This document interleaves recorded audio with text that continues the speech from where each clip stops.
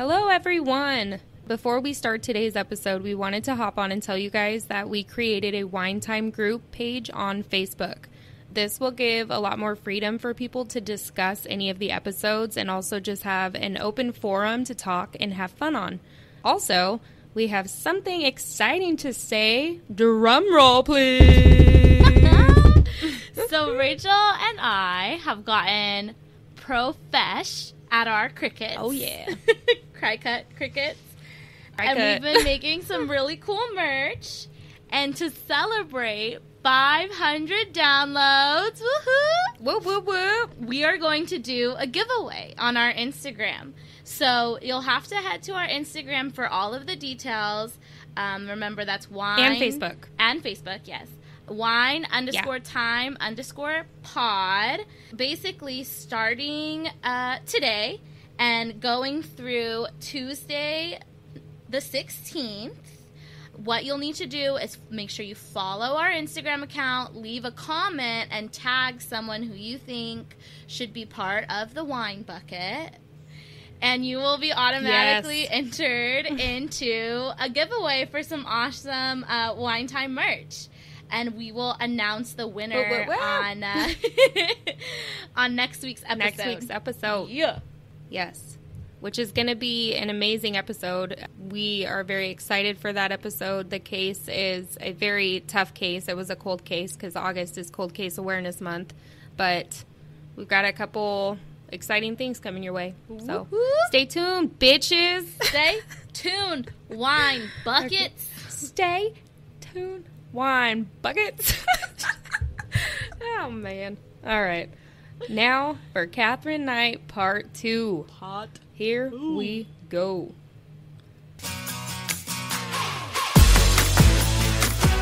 Welcome to Wine Time. I'm Rachel. And I'm Heather. Where two moms will pour a drink and tell you stories Or complain. about moms. This is Wine Time. The good, the badass, and the crime. Hey, everyone. This week, we're back with Part 2 of Crazy Katherine Knight. Again, major listener discretion. If you're new, feel free to go back to episode 4, where Rachel covers this lady's background and all the messed up shit she did before the really messed up shit I am about to tell you about. We hope you like this week's episode. So, Rachel has done a really good job of telling you all of the shittiness. But like she said, this is the crescendo. Things don't get better. I'm gonna just put it out there. Things don't get better. Like Rachel said, Katherine Knight ended it with Chillingworth, or I guess Chillingworth probably ended it with Katherine when it was found out that she was having the affair with John Charles Thomas Price. So a lot of his friends called him Pricey. And for all intents and purposes, it was said that he was a really nice guy. It was said he knew that Katherine was crazy, but for whatever reason, he was still down for it. I don't know if it was one of those situations where he was just like, well, I can fix her. I mean, like, yeah, no, that's I like think a thing. It definitely was. You just feel so bad because, I mean, you read about, like, his background and his history, and he really was such a nice guy. So, like, he had 3 older children, a teenager who actually still lived with their mom, and then 2 adult children who had pretty much moved out of the house. And putting on top of how nice of a guy he was, his ex-wife, like, they had a pretty amicable split when they separated. She even let him keep their home that they had together while they were married. He worked as a miner, and he made pretty good money as a miner. He met Katherine, got together pretty quickly, and they actually ended up moving in together in 1995. And just like most of, things at first were going smoothly. But one thing from Pricey, is that he never wanted to marry her. And I think he made that very clear that he didn't want to marry her. And I think one of the main reasons is because he wanted everything that he had, including the house, to go to his kids. And so he wanted to make sure that that was left for them. But she yes. Wasn't he married? Well, so this is I think he was still married, right? Like they had, so him and his wife had split up, but I think they were technically, like they were separated, but yes, I think they were technically still married. And so Katherine wanted him to marry her, obviously. And he was just like, no, we're not going to get married. Because that would necessitate him, first of all, like divorcing his first wife. And then it, you know, and I think the biggest part of that is he wanted to make sure that his kids, and I think because it was a pretty amicable split with his ex, that they were taken care of. Yeah, for sure. Yeah, so he did not want to marry her, but she definitely wanted to marry him. Good. And, right? And once she even stole his money and bought herself an engagement ring. So that's just one little interesting tidbit. Eventually, though, like a lot of her other relationships, things just start really going downhill. And he wanted her out of the house. So they had moved in together, but he was like, no. He consistently was like, get out. And she's like, no, we're going to stay together, kind of like forcing this thing on him. All the while, she had been secretly filming things in his house. So this is kind of where things really start to take a turn for the worse. She basically framed him for stealing things from his company. And she did this by like filming things that were around the house that were technically company property, quote unquote. But basically what he had done was he had taken out of date first aid kits that had been thrown away by his company, but he was like, well, I'll take them home. And he had them at his house. And so she basically called his bosses and was like, hey, he's been stealing shit, come look. And he got fired. So he got fired from his job that he'd had for 17 years. And on top of that, he lost his pension. So he was making pretty good money. That's crazy. I know. It's so sad too. And because he was making pretty good money, I think I heard that it was even up to like $100K a year, which this was back in, 90s. So that's like that's a lot back then. That's a lot. Yeah, I was going to say that's a lot back then. Yeah. And so, he gets fired. He loses his pension. He has to find another job. So he kicked her out for this. And she did leave. But then a few months later, like a lot of her other relationship, they start seeing each other again. But he was like, you cannot move in this time. We'll see each other again, but you cannot move him. But this is where it's like kind of like pretty creepy. When they did get back together, she told him, if you take me back this time, it's till the death. And she's threatened the men she's been in relationships with before, but like this one's just extra creepy because we know how it is. Fights are still happening. They even had one fight where she stabbed him in the chest. She left like a permanent scar on his chest. Just things are not getting better. A couple months before the murder, Katherine had even told her brother that she was going to kill Pricey. And she said she was going to get away with it because she, quote, was going to make out like I'm mad. So she had this plan. She had this idea in her head.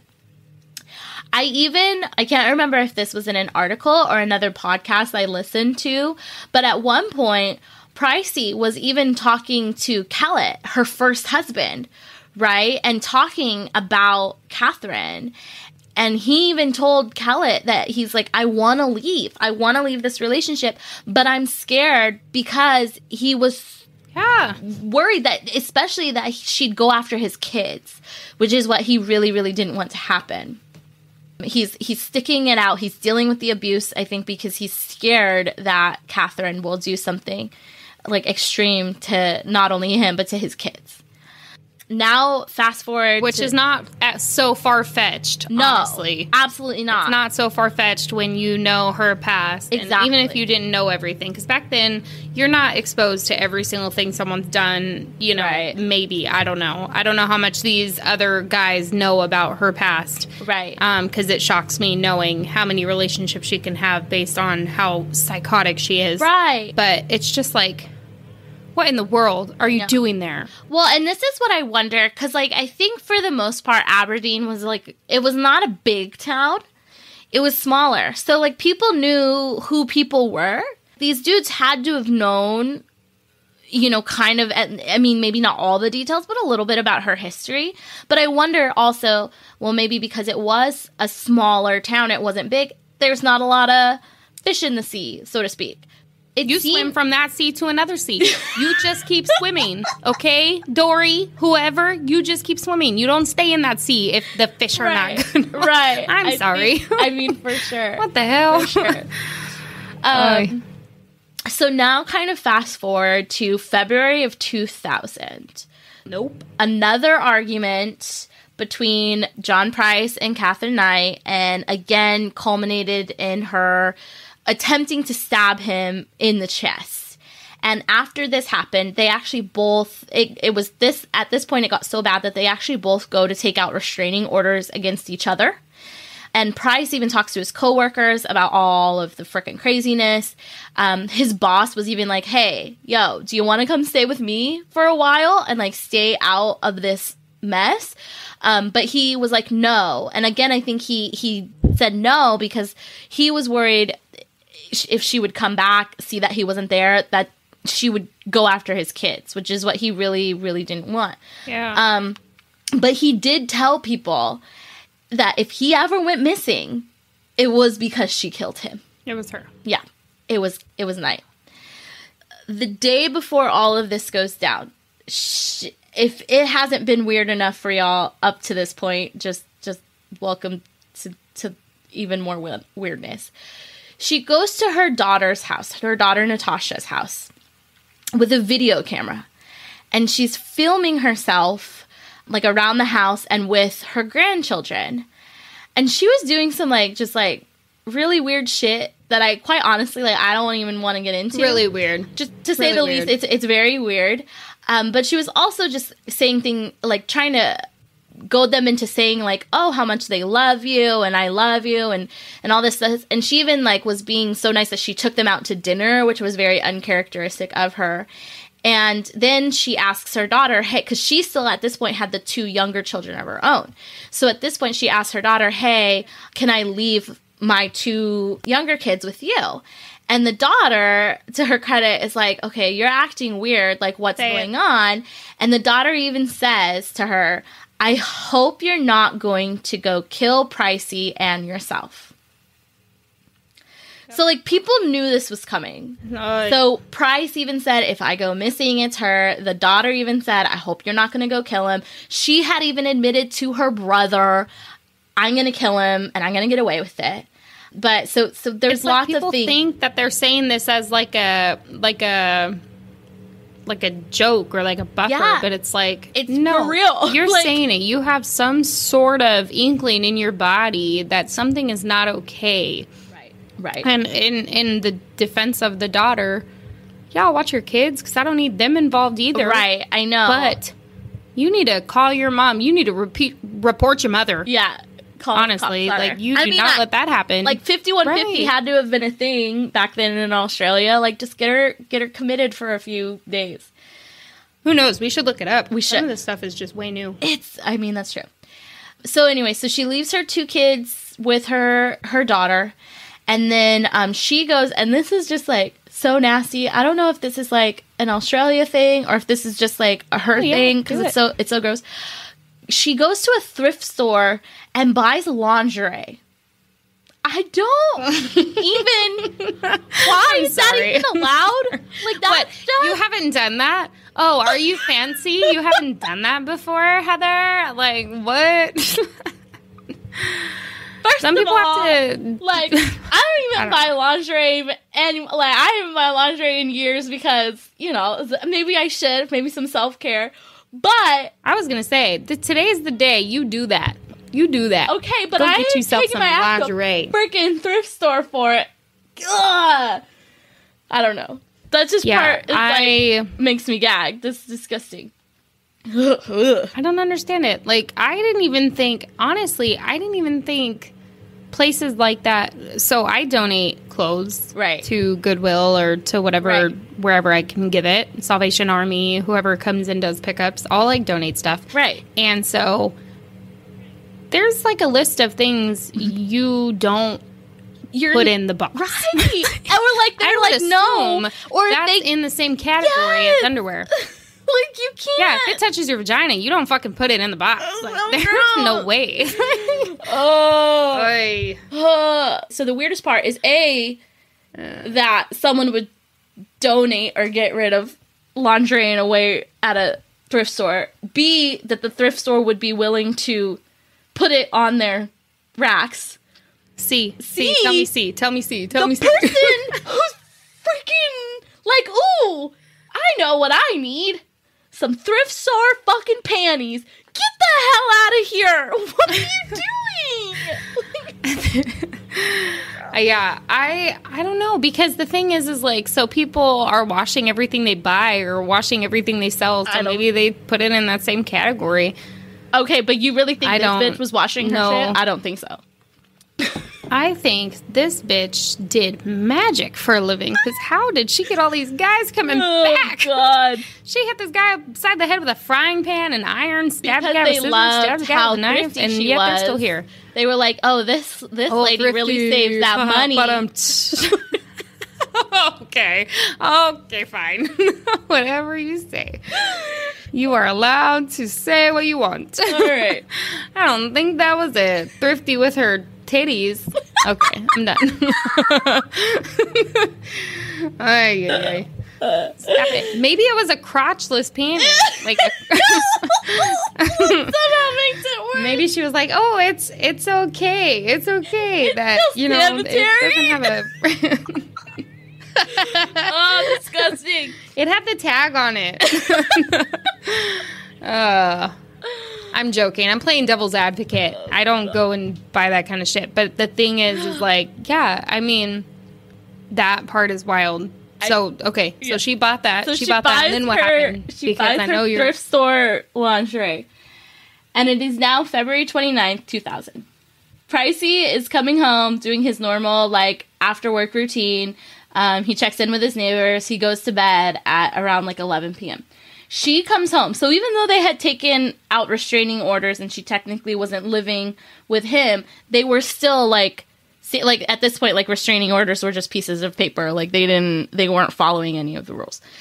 So she comes home, makes herself dinner, watches some TV, showers, and then goes upstairs. She wakes up Price. The two have sex, and he goes back to bed. And at this point, okay, and I'm going to give a little bit of listener discretion, because this is when things start to get bad, and I will give you a heads up when things go from bad to worse. So at this point, Katherine Knight takes the butcher knives that she keeps above her bed, where she's always had them, and she stabs Price. So according to the forensic evidence, he woke up during this attack and tried to run away. And he even made it all the way downstairs and to the front door and outside. But she dragged him back into the house. Strong ass girl. Strong ass woman. The whole time, basically, she's stabbing him, but he's trying to get away. Ultimately, though, when all is said and done, she'd stabbed him 37 times. Price? 37 times. Real quick. You started this sentence. Yeah. You started it with, I'm going to go from bad to worse. Yeah. When you hear that someone was stabbed 37 times, yet I'm going to go from bad to worse. It's going to get worse, y'all. Yeah. It's going to get worse. Put that into your brain. I understand. I know the case. I'm just saying, strap in. Yeah. Because the thought of being stabbed 37 times and then worse? Yeah. What? It's about to get even worse. Go ahead. So, Price I know obviously... a case, and it still drives me crazy. I know, right? Like, you were telling your section, and I was just like, I know what's happening and what's about to happen, but it's still just so, like, oh my gosh. Price obviously dies from this attack. And then, for some reason, she then leaves the house. She cleans up, takes his ATM card, goes and pulls out $1,000, and then drives back home. Nobody knows why. They still don't know, like, what she was doing, why she was doing it. No. Do you know why? Why? No. Oh. I'm just saying I know, because she's freaking stupid. No, I don't know why. You guys, you that are not listening, I raise my hand. I know why, because she's an idiot. Oh she's my God. Stupid. No, I don't know why. So like I said, some extra major listener discretion. It's gonna get pretty graphic. So again, if up to this point you've been dealing with it and you're kind of at your very top, just fast forward. just fast forward. Just pour yourself a drink. Just leave the podcast running. Need it. Get a step away from your phone or whatever. Go get yourself a drink and hang out, and then come back in maybe like 5-10 minutes. Okay. So at the end, you'll just be like, "God, that was a great episode." Yeah, and you'll be all right. All right, go ahead. I'm just gonna dive in here. Mm-hmm. So she starts to skin Price, and she has spent all of these years honing her skills at these slaughterhouses. She was, very skilled with her knives, and so basically she was able to skin him all in one piece. I read one article that said the only thing that she really kind of left was the piece of skin where it had the scar from where she had previously stabbed him. So basically, like, leaving, that type of memento or whatever she thought it was. Yeah. That's exactly what it was. Yeah. After she skins him, she then hangs his skin from a meat hook in the living room. Then, if that wasn't, enough, she decapitates him, cuts up pieces of his body, and starts cooking it with a bunch of different vegetables, like potatoes, squash, whatever. And she makes up 2 full plates, puts them on the table. The worst part about, like, all of this part is that she then puts little name card plates and addresses them to his children. So, fucking just psycho woman. Psycho woman. You can't make this shit up. That's what's so freaking crazy. She's freaking psycho. Right. So, right. Right. So after she's done this, she's mutilated the body, she's cooked this meal, she's done all this, she takes a large number of pills, like sleeping pills, and she passes out. The next day, Price's coworkers, paid attention to his warnings when he didn't show up, and called the police and said, he didn't show up for his shift. It's very unlike him. And his neighbor even noticed that his car was still in the driveway, which is also very uncharacteristic because he knew that John left early for work in the mornings. So the police arrive to the house. And that's where, some gruesome, just imagine walking into this fucking house right now. So it's said that some cops weren't even able to keep being cops after they saw this because it was just insane. One podcast that I listened to actually had quotes from the officers who, first arrived on the scene and what happened. But basically, they saw the skin hanging there. They couldn't quite make out what it was at first. They thought it was a curtain. And when they kind of pushed it aside to get access to the rest of the house, the cop was like, "Why is my arm wet? What's going on?" And then they realized, what it was. They were able to start making out, pieces of John. And it was so creepy listening to kind of what the officers, their recount of the situation. They kept referring to it as a pelt. And I was like, oh my gosh, it's just Gives me shivers. You're like, stop.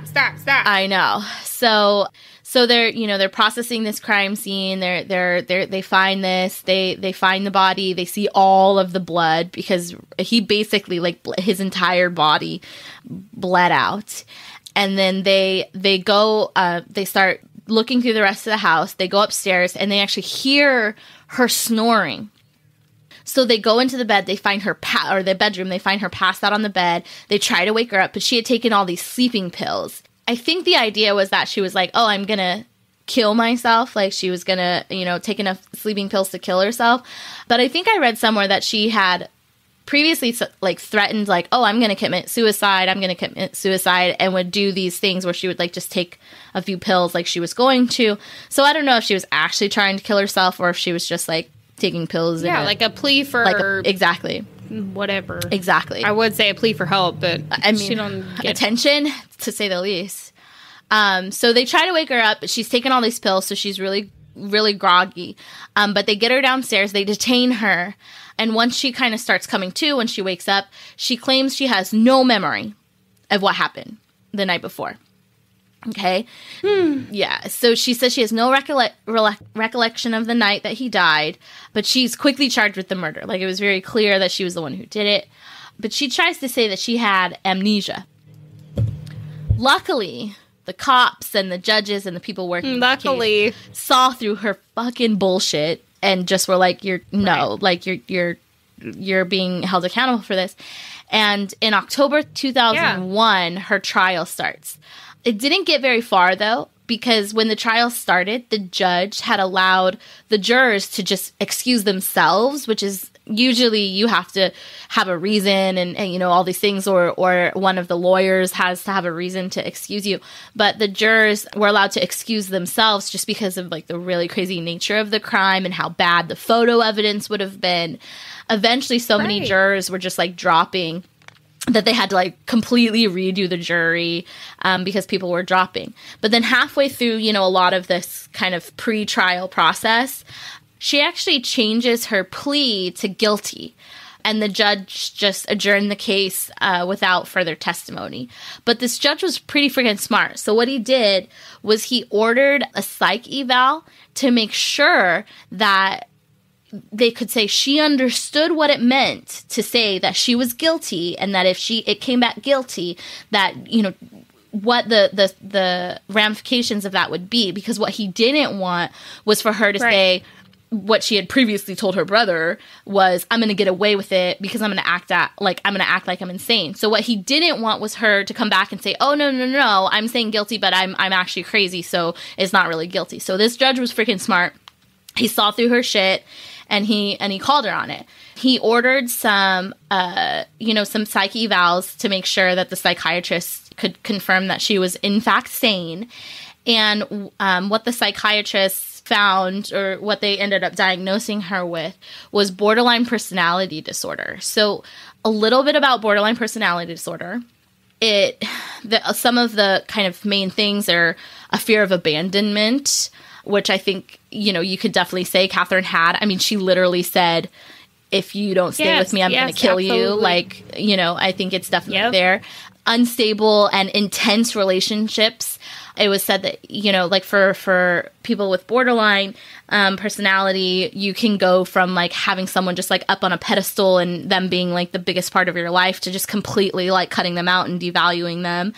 Any kinds of their relationships, like friendships, marriages, whatever, family members, they're chaotic relationships and a lot of times very unstable. And, sometimes there's very impulsive, dangerous behavior, anger management issues. So they diagnosed her with borderline personality disorder. But one psychiatrist made it very, very clear, and I want to also make this very, very clear for the listeners, is that killing him, right, and committing this crime is not a feature, and was not a feature of her borderline personality disorder. That was all Katherine. Right. While she was diagnosed with this, it is not the reason that she committed these crimes, and that was her. Exactly. That was just her being a bitch. I just want to make that very, very clear. Anyway. But you should. Yes. She was escorted to prison. Like, that needs to be clear. It That does. needs to be clear. 100%. So she was escorted to prison that day. We're going to cover so many things. I know. Real quick. We're going to cover Please. so many things whenever. Not that we're always going to do crime or whatever. But it's like so many things that are going to be oh, well, you know, this was a factor, or this was a factor, or this was a factor. Sometimes they're not a factor. Right. Sometimes you are just evil, or you are just a mess, or you are just a problem to this world. And you don't get to fake blame, fake point, fake choose that, oh, I'm gonna say it's this. Right. No, you don't get to say it's this. Right. You are a freaking bad person. Yep. And that's all it is. That's all it is. Because there are hundreds of thousands of people. Real passionate. Yes, well, because it's so true and it's very important because there's so many people out there. There's hundreds, thousands of people with borderline who, I mean, they have to deal with all of these, you know, issues and they're going through it and they're struggling through it and they don't fucking murder people and they don't freaking, you know, like they don't do this. So it's very important to make that distinction that yes, you know, someone may be diagnosed with something, but that is not, you know, the reason that they do these horrible things. That comes from them. Like, that comes from who they are, not their personality disorder. So anyway, she was escorted to prison that day, and the judge ordered that her papers be marked never to be released. So like Rachel said at the beginning of this episode, this is the first time in history that a woman in Australia was given life without parole. To this day, Katherine Knight still doesn't accept responsibility for this crime. She's appealed her sentence, and, you know, she's almost immediately denied, as is right. But she's still serving her life sentence in Australia. And there was someone who wrote a book called, I think it was called Green is the New Black, about kind of the state of women's correctional facilities in Australia. And you got a little bit of insight into her life during her time in prison. They do call her Nana at the prison, which to me is just like so creepy, especially because just thinking about. Well, you didn't even say it. Can I say it? Say it. I don't want to say it. You say it. We're on an explicit. If you don't want to hear the things that you don't want to hear, she left this out earlier. I'm going to say it now that she casually brought it back in there. She did leave it out earlier. I don't leave things out. I'm here to just tell you all of this shit. It's so creepy. That I know. It's gross. It is. It's gross. It's creepy. It's weird. And the thing is it is one of the things that just makes her even more awful. But so earlier she was saying, like, when she was being, you know, she knew what she was going to do. Katherine knew what she was going to do. She ended up going to her daughter. Which daughter was it? Natasha. I don't know why I was about to call her Mercedes. Oh, that's not even a thing. She went to her daughter's house, right? While she was there, she wanted to make it seem like she was crazy. Like she was this loving. No, but at the same time, she wanted it to look like she loved her family. Oh, okay. Like she was. I feel like it was more that. Maybe you think it's the opposite, but I think she was trying to make it seem like she was loving, right? So she was there spending time. She was recording. She was like, oh, get me with my grandbabies. Oh, get me with my babies. Like, take videos, take pictures, whatever. But then at the same time, this girl, this Katherine Knight grandmother, Nana, is like exposing herself. She is like exposing her out, but like exposing herself. Breasts. Yeah. Yeah. And they're kind of like playing with them in that's a fucked up, weird ass situation way. Right. She was being very, very weird about it. And the children were also, they probably had no idea what the hell was going on. Right. But it was just, I mean, very odd that she would go there. She wanted the cameras to be on. Right. She wanted it to seem like she was this loving Nana and these were her kids or whatever. But then she's pulling her shirt down, exposing her breasts, letting them play with her. And like, I mean, what else was it that she was actually having them do? My brain just went blank because I got so like just like caught up in the moment, play with but her boobs, which is just like, but in a weird way. No, yeah, that's why you didn't want to talk about it in the first. Because it's so. It is one of those things where it's awkward, it's weird, it's not okay, and it just like was another thing that showed not only is she out of her mind in certain ways, but it's like I feel like she was methodically planning this. Well, I need everything to look a certain way, right. or I need things to be planned out a certain way, and people need to have this video evidence or this footage of me acting this way and being this way and me with my family and them with me. No. Yeah. Absolutely not. And thankfully, no one freaking fell for that shit. Like, they just know you're a psycho. No, absolutely. You're a bad person. Sorry. And you are just, you're going to jail for the rest of your life. Thank God. Yeah. That is the... I'm like, you tried so hard to avoid that part. I did not... that bitch is nasty. When I was reading it, I was like, just in my head, I'm going, what the fuck? What the fuck? What the fuck? Yeah. And it just gets... it's just so weird. And you just, really wonder, yeah. I don't know. You just try not to get into that woman's head because I think you'd get lost. But, I don't know. But that's the weird, fucked up... crazy story of Katherine Knight. And again, worst part is, obviously the murder of a human being, but all of the kids that are involved in this story, just from her own children, Price's children were at least a little more grown, but they're still victims of this as well. I mean, this woman killed their dad. Everywhere she goes, she created chaos. Right. It's just a good thing for society that she stays behind bars for the rest of her life.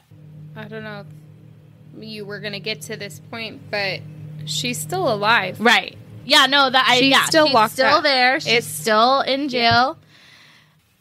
She's still alive. I don't think Australia, I don't know, we'd have to look it up. I'm not sure Australia does death penalty anymore. So she's stuck there, but she is known as she's popular. Right. Like, she is not only just, so she's there for life, she's not going anywhere, whatever. But the thing is she is the most popular inmate in that correctional facility, whatever it may be. What is it called? Jail? I think, the Silverwater Women's Correctional Center.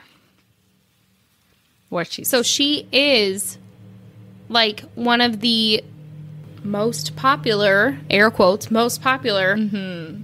inmates at that facility. And she is known, this is from guards, this is from people, she is known to be the person who is trying to be the peacemaker. Right. She's trying to be the person who is helping and trying to have people do better. And what? I know. What? It doesn't make any sense. Did you find your way? Did God help you? I believe in help and change and, rebirth. I don't even know all the words. Apparently I don't believe in it that much. But it's what the fuck? Yeah. Are you fucking kidding me? Yeah. Sorry. I think I'm going to get so many people that are no, this fucking... just a straight psychopath is that her life on the outside was so chaotic and crazy, and she was just constantly creating chaos. She goes to prison. And I think that semblance of the control and I'm going to be here and I'm going to be top dog basically inside this facility, and it's she's running shit. She's basically, I think that feeling that she has that I can control the shit out of this situation is making it seem like she's turned a corner. She hasn't. This woman's still a psychopath. Like, if she was to get out, she'd still be a psychopath. She'd still create chaos anywhere she went. She's not getting out. No, she won't. Also, she is, I don't know the classifications of stuff, but, like, she is not even allowed outside. Right. She is an inmate that is only inside, can only have inside jobs. She's not even allowed in the field for whatever. She has, like, 4 guards to 1 constantly. Right. But I think that she thrives off that. Like, she's getting that attention when she's in this facility, and it is like 4 guards that need to be on her at all times, and she gets, I mean, not special, it's not, but it's different treatment, and it's special treatment, different from, the vast majority of people who are serving their sentences there. And I think she thrives off of the fact that she's being treated differently, and she's getting this special attention. I bet she fucking loves it. It's disgusting. Disgusting, Heather. Why would you tell me that disgusting story? God, the worst. Nasty. And it's just like, it's so hard because, I mean, we said it in it was our trailer, I think, or our very first. Moms can be bad people too. And I think that this is a very, very good example of that. A mother can be the absolute worst person. And on top of this, the worst person to, like, her own children had to deal with some of the worst parts of her. Her own children had to deal with the worst parts, but then also her stepchildren, her stepchildren, she tried to feed their dad to them. She served up a plate, which, with those little notes that she left out, were never released to the public of what they said because it was too horrific. But she left plates for his children with his body parts cooked up. Yeah. The death penalty should have been a thing. That's how I feel. But I'm also crazy. So, I mean, here we are. She's just, it's on a whole other level. Right. I mean, and you're reading stories like this, and you're just, every single time you start a new, like, section, you're just like, how can this possibly get any worse? Well, it does. It does. Yeah. Yep. I mean, it was bad when I was telling it, and then you got to the actual part that's supposed to be bad. It's horrible. All of it. It's just all bad. Right. But with that said, that is the story. That is the case of Katherine Knight. She, like I said, she was the first woman in Australian history to be sentenced to life without parole in Australia. She's also, in Australia, she's not even like a household name. They tried to make this as... They didn't. I don't know how you do this. Yeah, like time. They didn't want people to know. They didn't want people to know, which I'm actually like, okay, yeah, like, don't give this psychopath fame and notoriety. And then what they did too is they kept a lot, when they did report on it, a lot of the major newspapers, they kept out a lot of those gruesome, gory details because, the public in general just, they don't want to expose that all out, we've been saying it the whole time, like, major listener discretion here. So, they want to keep all those gory details out of, like, the major papers, but also, on the other hand of this, like, don't give a bunch of fame and notoriety to this bitch. Like, she doesn't deserve it. Nope. Absolutely not. Absolutely not. Man, that's a wrap. You know what? I need that to be a wrap because that was a lot to deal with, and... it is what it is. Hey everyone, wasn't that so fucked up? Yeah, we know, but that is a wrap on Katherine Knight. We hope you enjoyed it though. Make sure to tell us what you think. Leave a review, rate, subscribe, follow us on Apple or Spotify or wherever else you can listen to us. Or hit us up on our Instagram or TikTok at wine_time_pod or email us at winetimemoms@gmail.com. Thanks for listening. Hey, Heather. Yeah. Can't love you. Bye. Can't love you. Bye. I love that my voice like cracked. Like